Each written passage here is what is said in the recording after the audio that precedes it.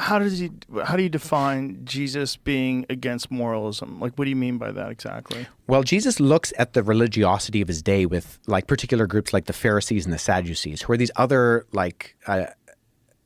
groups of Jews during his day. So we talked about the Essenes, who actually aren't mentioned in the Bible, but there are other groups like the Pharisees, who are like lay scholars, and the Sadducees, who are professional priest scholars.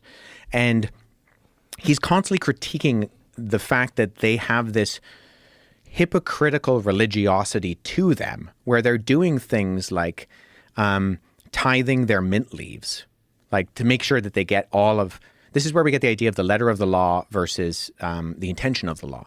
Like Jesus critiques them for that because he says, you're trying to do everything right and you're missing the point.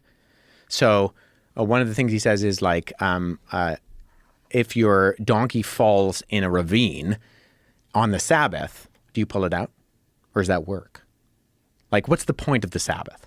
Is it to not do any work? Like, is it to make sure that you're not working too hard because you might be breaking the Sabbath? Or like, what is the point? He says, like, the Sabbath was made for man, not man for the Sabbath. And that there's this intention. This is the whole Sermon on the Mount, Matthew chapter 5, is he keeps saying, you have heard it said, but I say, and he refers to the Mosaic Law. And it looks like he's critiquing the Mosaic Law, but he's not actually. He's getting back to the intention of the law.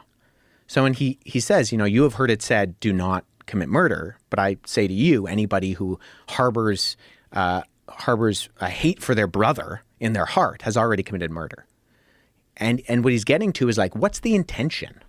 What's the meaning of the law that God gives to you? Because the law is like a mirror. It shows you how dirty you are.